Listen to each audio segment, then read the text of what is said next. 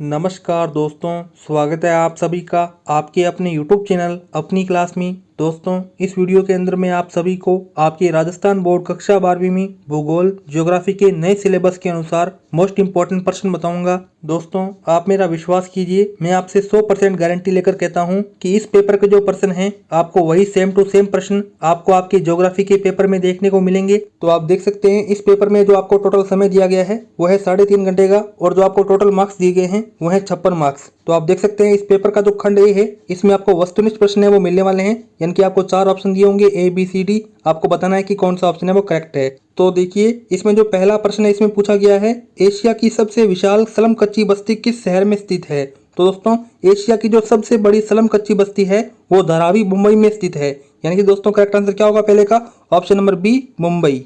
आगे हमारे पास में दूसरा प्रश्न पूछा गया है नवनियतिवाद के प्रवर्तक कौन है। तो दोस्तों, नवनियतिवाद के जो प्रवर्तक हैं वो हैं ग्रिफिथ टेलर, यानी कि दोस्तों दूसरे का करेक्ट आंसर होगा ऑप्शन नंबर डी। तो आगे आप देखिए हमारे पास में तीसरा प्रश्न पूछा गया है निम्न में से बेचुआना लैंड किस जनजाति का निवास स्थान है। तो दोस्तों आपको ऑप्शन दिए गए हैं गोंड जनजाति, एस्किमो जनजाति, भील जनजाति, बुशमैन जनजाति। तो दोस्तों आप जल्दी से मुझे कमेंट बॉक्स में बताइए कि इस तीसरे प्रश्न का करेक्ट आंसर क्या होगा। तो आगे देखिए हमारे पास में चौथा प्रश्न पूछा गया है बागाती कृषि की मुख्य फसल क्या है। तो दोस्तों जो बागाती कृषि है उसकी मुख्य फसल रबड़ भी है, चाय भी है, कहवा भी है, यानी कि दोस्तों ये सभी की सभी फसलें हैं वो बागाती कृषि की मुख्य फसलें हैं, यानी कि दोस्तों करेक्ट आंसर क्या होगा ऑप्शन नंबर डी उपयुक्त सभी।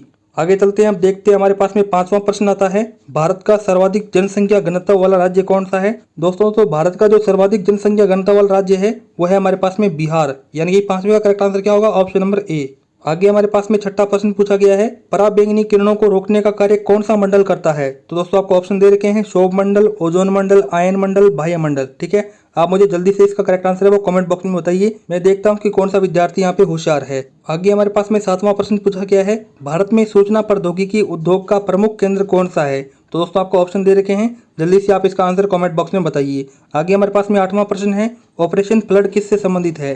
तो दोस्तों ऑपरेशन जो फ्लड है वो यहाँ पे दुग्ध उत्पादन से संबंधित है, क्योंकि दोस्तों मिल्क है उसकी बहुत कमी हो गई थी, इसलिए ऑपरेशन फ्लड चलाना पड़ा था, यानी कि दोस्तों आठवें का करेक्ट आंसर होगा ऑप्शन नंबर सी।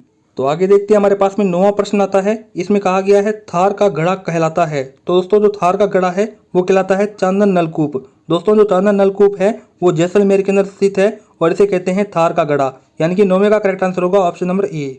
तो आगे आप देख सकते हैं हमारे पास में 10वां प्रश्न पूछा गया है भारत में प्रथम रेल कब चलाई गई। तो दोस्तों भारत के अंदर जो प्रथम रेल चलाई गई वो चलाई गई 16 अप्रैल 1853 के अंदर, यानी कि 10वें का करेक्ट आंसर होगा ऑप्शन नंबर सी।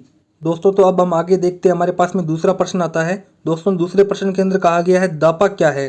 तो दोस्तों जब किसी कन्या की किसी वर के साथ में शादी होती है तो दोस्तों वर पक्ष द्वारा कन्या पक्ष को दी गई राशि क्या कहलाती है, दापा कहलाती है, यानी कि दोस्तों दूल्हा पक्ष द्वारा दुल्हन पक्ष को दी गई राशि क्या कहलाती है, दापा कहलाती है। तो इस प्रकार से आपको मैंने आसान लैंग्वेज में बता दिया। तो आगे देखते हैं तीसरा प्रश्न, इसमें कहा गया है जनसंख्या घनत्व किसे कहते हैं। इसी के आगे चौथा प्रश्न पूछा गया है देश का पहला रेल विश्वविद्यालय कहाँ स्थापित किया जा रहा है। तो दोस्तों आप फटाफट से इन प्रश्नों को अपनी कॉपी पर लिख लो, आपको फिर से कहूंगा। आगे हमारे पास में पांचवा प्रश्न है कुटीर उद्योग से क्या अभिप्राय है। इसी के आगे छठा प्रश्न है BOT क्या है, यानी कि दोस्तों आपको इसकी फुल फॉर्म बतानी है।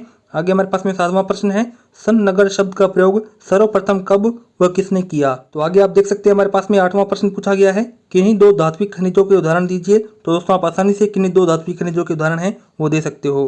तो आगे देख सकते हैं हमारे पास में जो 9वां प्रश्न है इसमें आपको रिक्त स्थान की पूर्ति है वो करनी है। तो आप देख सकते हैं हमारे पास में 9वां प्रश्न पूछा गया है राजस्थान का 2011 की जनगणना के अनुसार जनसंख्या घनत्व कितना प्रति वर्ग किलोमीटर है। दोस्तों आप बता सकते हो कि कितना है, यहाँ पे आपको फिल इन द ब्लैंक्स है वो भरना होगा। आगे हमारे पास में 10वां प्रश्न है पेट्रोलियम की उपस्थिति केवल किन चट्टानों में ही संभव है। तो आपको यहाँ पे फिल इन द ब्लैंक्स है वो भरना होगा। तो आगे हमारे पास में 11वां प्रश्न आता है किसी भौगोलिक क्षेत्र की जनसंख्या के आकार में एक निश्चित समय में होने वाली परिवर्तन को क्या कहते हैं। दोस्तों यहाँ पे क्या कहते हैं तो आपको फिलिंग द ब्लैंक्स है वो भर देना है। दोस्तों ये बहुत ही इंपॉर्टेंट प्रश्न है, आपके भूगोल के पेपर में जरूर आएंगे, तो आप इन प्रश्नों को अपने एग्जाम को देने से पहले जरूर याद कर जाना। दोस्तों आगे देख सकते हैं हमारे पास में इस पेपर का खंड भी आता है, इसमें आपको जो प्रत्येक प्रश्न है वो 2 अंक का मिलेगा। तो आप देख सकते हैं 12वां प्रश्न एस्किमो जनजाति के आर्थिक क्रियाकलाप की शीतकालीन आखेट पर टिप्पणी कीजिए। उसी के आगे 13वां प्रश्न है जल प्रदूषण के कोई 4 कारण लिखिए। इसी के आगे 14वां प्रश्न है ग्रामीण अधिवास के तीर प्रतिरूप और अर्य प्रतिरूप का रेखीय आरेख बनाइए। उसी के आगे 15वां प्रश्न है बागाती कृषि की 4 विशेषताएं लिखिए। तो आगे आप देख सकते हैं हमारे पास में इस पेपर का खंड स आता है, जिसमें आपको जो प्रत्येक प्रश्न है वो 3 अंक का मिलेगा। तो देखिए 16वां प्रश्न, चषवासी पशुचारण व व्यापारिक पशुचारण की तुलनात्मक विवेचना कीजिए। दोस्तों 16वें के अथवा में है, कच्चा माल उद्योगों के लिए चुंबक का कार्य करता है, टिप्पणी लिखिए। दोस्तों ये हमारे पास में बड़े बड़े प्रश्न हैं, तो आप इनको कॉपी पर जरूर लिख के जाओ। और दोस्तों जैसे ही वीडियो पूरी खत्म हो तब आप इन प्रश्नों को खुद हल करने का प्रयास करना। आगे देख सकते हैं 17वां प्रश्न, नगरीय बस्तियों की समस्याओं को समझाइए। दोस्तों 17वें प्रश्न के अथवा में पूछा गया है, सघन या गुच्छित बस्ती से क्या अभिप्राय है, इसकी विशेषताएं लिखिए। तो दोस्तों आप आसानी से बता सकते हो इन प्रश्नों के उत्तर। आगे देख सकते हैं हमारे पास में 18वां प्रश्न पूछा गया है, भारत में जनसंख्या वृद्धि को रोकने के लिए अपने सुझाव लिखिए। 18वें के अथवा में है, भारत में लिंगानुपात कम होने के प्रमुख कारणों को समझाइए। दोस्तों आप आसानी से बता सकते हो। आगे देख सकते हैं हमारे पास में 19वां प्रश्न है, पाइपलाइन परिवहनों के लाभों को समझाइए। दोस्तों 19वें के अथवा में पूछा गया है, भारत में चीनी उद्योग की उन्नति के लिए अपने सुझाव दीजिए। दोस्तों तो मैं आशा करता हूं कि अब तक मैंने आपको जितने भी प्रश्न बताए आपको उनके उत्तर आते होंगे। तो आगे देख सकते हैं हमारे पास में इस पेपर का खंड डी आता है।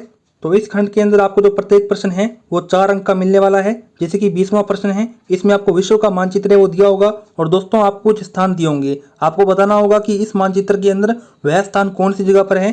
जैसे कि यहाँ पे स्थान दिए हुए हैं सैन फ्रांसिस्को, दूसरा है सेंटोस और तीसरा है बर्मिंघम, चौथा है पर्थ। ठीक है दोस्तों, इसी के अथवा में है वुहान। आप जानते हो वुहान चीन में है और यहीं से कोरोना वायरस आया हुआ है। सेकंड है काहिरा और थर्ड है पीटर्सबर्ग और चौथा है मॉस्को। दोस्तों मॉस्को कहाँ पे है, रशिया के अंदर है और दोस्तों मॉस्को क्या है, रशिया की राजधानी भी है। 21वां प्रश्न है, जिसमें आपको भारत का मानचित्र दिया होगा। जैसे कि स्थान बताए गए हैं सलाया, ट्रॉम्बे, जालंधर, बारामूला। ये आपको बताना है कि उस मानचित्र के अंदर कहाँ कहाँ पर है। उसी के दोस्तों अथवा में दिया गया है तुंगभद्रा, कोयली, डिगबोई, चौपन।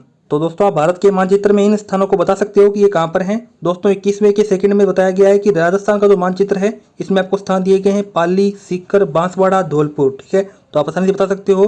दोस्तों इसी के अथवा में है गंगानगर, जालोर, ब्यावर। ब्यावर दोस्तों अजमेर के अंदर है। नीमराना, नीमराना दोस्तों शायद तक जयपुर के अंदर है। आप देख लेना कहाँ पर है।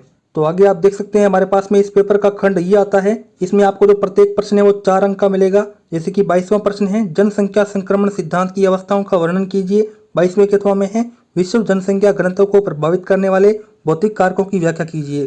दोस्तों 22वें के अथवा में एक और है, जनसंख्या घनत्व के प्रकारों को वर्गीकृत कीजिए। आगे हमारे पास में 23वां प्रश्न आता है, राजस्थान की भील जनजाति की सामाजिक व्यवस्था व आर्थिक दशाओं का वर्णन कीजिए। तो दोस्तों आप आसानी से इन प्रश्नों का उत्तर है वो दे सकते हो। आपको फिर से कहूंगा कि आप इन प्रश्नों को अपनी कॉपी पर लिख लो। आगे देख सकते हैं 23वां प्रश्न, राजस्थान के खनिजों के वितरण को स्पष्ट कीजिए। इसी के अथवा में है, चंबल घाटी परियोजना का वर्णन निम्नलिखित शीर्षकों के अंतर्गत कीजिए। जैसे कि साझेदार राज्य, उद्देश्य, निर्मित बांध और लाभ। ठीक है दोस्तों, आपको बताना है कि इस परियोजना का लाभ है वो कौन कौन ले सकता है। दोस्तों आपके जो सपने हैं वो सच होंगे।